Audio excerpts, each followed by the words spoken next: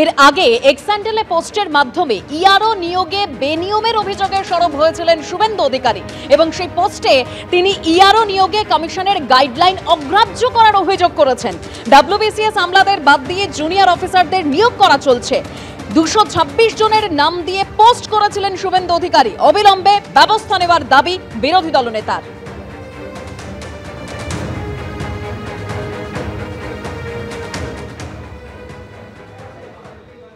আমরা ইলেকশন কমিশনারকে একটা ওনাদের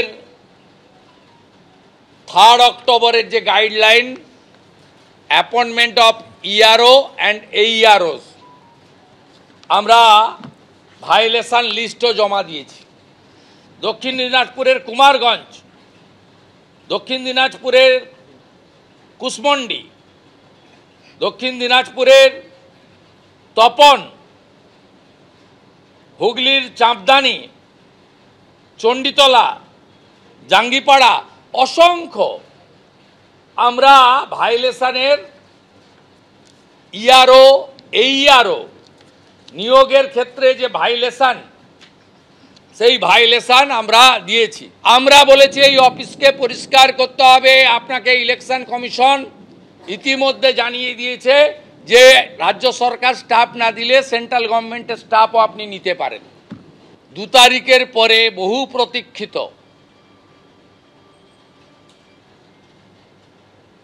ওয়েবকাস্টিং ক্যামেরা কেলেঙ্কারি, ওই তথ্য প্রমাণ বিরোধী দলনেতা প্রকাশ করবে। সেদিন যা দেখাবো, যা দেব, পশ্চিমবাংলায় গত লোকসভা নির্বাচন যে প্রহসনের নির্বাচন হয়েছে তথ্য দিয়ে প্রমাণ করে দেব। এবারে কোথাও চুরি করতে পারবে না। সব কাজ অনেক দিন ধরে করেছেন আপনারা। যে কোনো কারণেই হোক না কেন ভারতের বাকি রাজ্যগুলোর জন্য একরকম ভাবে চলে, কিন্তু পশ্চিমবাংলার ক্ষেত্রে এসে বিজেপি শাসিত, কেন্দ্রের সরকার শাসিত বিভিন্ন কমিশন, সেটা ইলেকশন কমিশনও হতে পারে কি সেটা ইডিসিবিআই হতে পারে, তাদের চেহারা পাল্টে যায়। এবং তার সবচেয়ে বড় প্রমাণ শুভেন্দু অধিকারী নিজেই। উনি গত 1-1.5 বছর ধরে, 2 বছর ধরে এরকম অনেক সময় অনেক কথা বলে এসছেন, কিন্তু দেখা গেছে যে ওনার মাথার উপর ওনার দলের যে নেতারা আছেন, যারা কিনা দেশের সরকার চালাচ্ছেন, তাদের দিক থেকে কোনো সহযোগিতা পাওয়া যায়নি। ধরুন আপনার মনে থাকবে গত পঞ্চায়েত ভোটের সময় শুভেন্দু অধিকারীরা মামলা করলেন, আদালত রায় দিল যে সেন্ট্রাল ফোর্স আনতে হবে পঞ্চায়েত ভোট করার জন্য। কি হলো, পঞ্চায়েত ভোট যেদিন পশ্চিমবাংলায় হয়ে গেল তার পরের দিন সেন্ট্রাল ফোর্স এসে পৌঁছলো বেশ কতগুলো জায়গায়। সুতরাং এইগুলো শুভেন্দু অধিকারীকে দেখলে আগে আমাদের রাগ হতো, এখন করুণা হয় যে উনি ওনার মতো করে এত কিছু করে যাচ্ছেন, কিন্তু মোদী, অমিত শাহ মোটামুটি ওনাকে মমতা বন্দ্যোপাধ্যায়ের কাছে বেঁচে দিয়েছেন। যখনই দেখা যাচ্ছে নির্বাচন কমিশনের জাল জুয়াচুরি ধরা পড়ছে, তখনই নির্বাচন কমিশনকে আড়াল করার জন্য বিজেপি নেতাদের ছুটতে হচ্ছে। নির্বাচন কমিশন কেন উত্তর দিতে পারছে না? এর আগে আমরা দেখেছি যখন প্রেস কনফারেন্স করে বলা হয়েছিল বেঙ্গালুরুতে কিভাবে ভোট চুরি করেছে নির্বাচন কমিশনের মদতে বিজেপি, তখন অনুরাগ ঠাকুর এমপি এবং প্রাক্তন মন্ত্রী তিনি দাঁড়িয়ে প্রেস কনফারেন্স করছেন, আর এখানে শুভেন্দু অধিকারী ছুটছেন। অর্থাৎ সিরিজটা এক, সুতোটা এক জায়গায় বাঁধা। নির্বাচন কমিশনকে দিয়ে ভোট চুরি করানো হবে, সেই ভোট চুরির বিরুদ্ধে যে প্রতিবাদ করবে বিজেপি আগ বাড়িয়ে গিয়ে তাকে ডিফেন্ড করতে যাবে। এখানেই প্রমাণ হয় যে আসলে ভোট চুরির পুরো খেলাটা বিজেপির মদতে এবং বিজেপির পরিকল্পনায় হচ্ছে।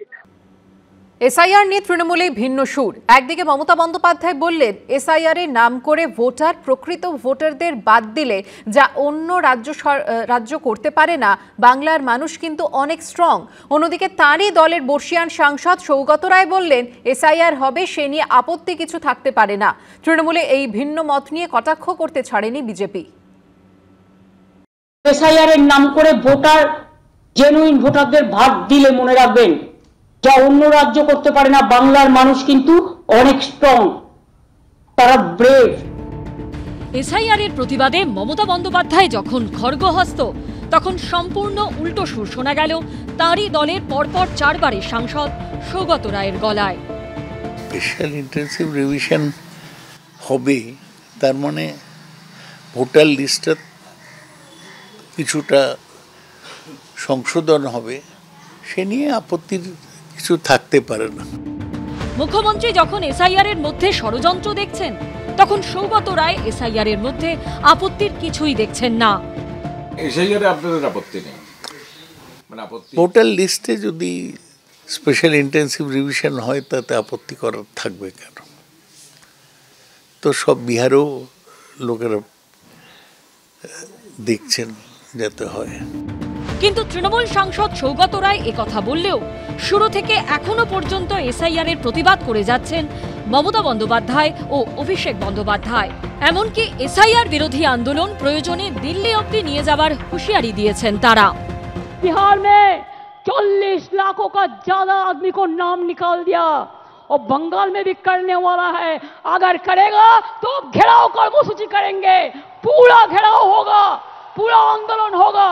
हम नाम काटने नहीं देंगे, हम नाम डालने नहीं देंगे डिटेंशन कैंप में। बीजेपी চক্রান্ত তো চলছে, নির্বাচন কমিশনের ষড়যন্ত্র চলছে। বাংলা থেকে যদি এরা একটা মানুষের মৌলিক অধিকারও কাটতে চায় বা জোর জবরদস্তি গাজোয়ারি করে একটা মানুষের নামও এরা বাদ দেয়, তাহলে 1 লক্ষ বঙ্গবাসীকে নিয়ে দিল্লিতে বৃহত্তর আন্দোলন করে আমরা বাংলার ক্ষমতা কি, যাতে এই আন্দোলন সর্বাত্মক হয়, আমরা তার প্রমাণ এবং তার বাংলার ক্ষমতা তাদেরকে বুঝিয়ে দেব। এখানেই প্রশ্ন উঠছে, তাহলে কি এসআইআর নিয়ে দলীয় অবস্থানের উল্টো দিকে রয়েছেন সৌগত রায়?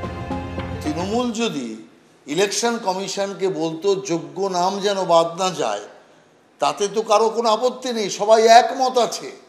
তৃণমূলের বক্তব্য হচ্ছে অযোগ্য যাতে টিকে থাকে, যেমন অযোগ্য শিক্ষক তার যেন চাকরি না যায়, আর তেমনি অযোগ্য যে ভোটার তার যেন নাম কাটা না যায়।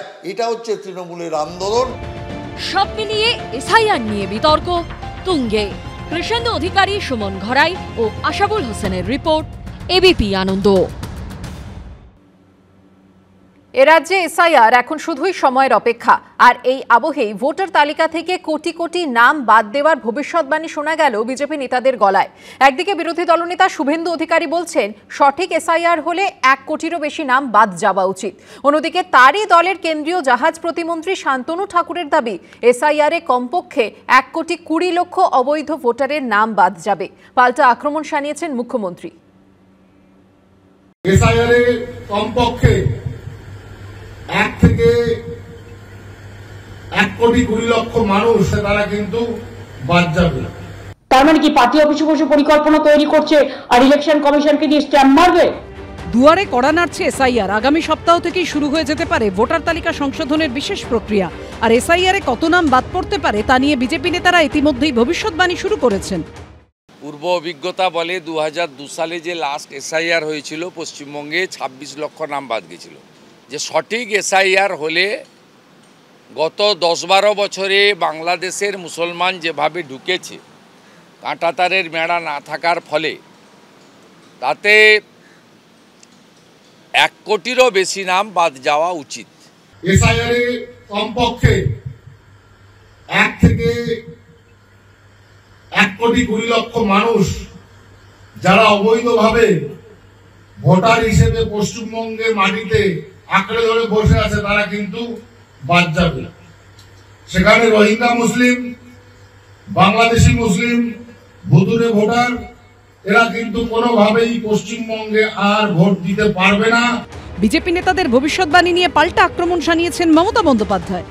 এসআইআর এর কাজ শুরু হওয়ার আগে বিজেপির একজন কেন্দ্রীয় মন্ত্রী তিনি কি করে বলেন যে 1.5 কোটি ভোটারকে বাদ দিতে হবে ইমিডিয়েট? তার মানে কি পার্টি অফিসে বসে পরিকল্পনা তৈরি করছে আর ইলেকশন কমিশনকে দিয়ে স্ট্যাম্প মারবে? বিহারে যদি 69 লক্ষ বাদ যায়, এখানে তার ডবল হবে কমসে কম পশ্চিমবঙ্গে। এসআইআর এ কত নাম বাদ গেল তার উপর যে বিধানসভা ভোটের ভবিষ্যৎ অনেকাংশেই নির্ভর করছে তা বিজেপি ও তৃণমূল নেতাদের কথা থেকেই স্পষ্ট। আমাদের টার্গেট আছে যে 1 কোটি তারা টার্গেট দেখেছে বাংলাতে। এই 1 কোটি ভোট যদি গোলমাল হয়ে যায় তাহলে কিন্তু অনেক রেজাল্ট উল্টে যাবে, অনেক রেজাল্ট পাল্টে যাবে। সেখানে আমাদের ভোটের দিন যতই আপনি ভালো ভোট করুন কিছু করতে পারবেন না। কারোর নাম বাদ গেলে বিজেপি নেতাদের পাড়ায় পাড়ায় ধরবে, দেখি কত ধানে কত চাল। একটা বৈধ ভোটার একটা, ওরা যদি বাদ দিতে চায় বাংলায় আগুন জ্বালিয়ে দেবে মমতা ব্যানার্জি, অভিষেক ব্যানার্জি। আমি তাই বলি, আগুন জ্বলে যাবে বাংলার বুকে। ভোটার তালিকায় কাদের নাম বাদ যাবে, কাদের নাম থাকবে, এই নিয়ে এখন জোর বিতর্ক। সুমন ঘরাই, সমীরণ পাল ও ভাস্কর মুখোপাধ্যায়ের রিপোর্ট, এবিপি আনন্দ।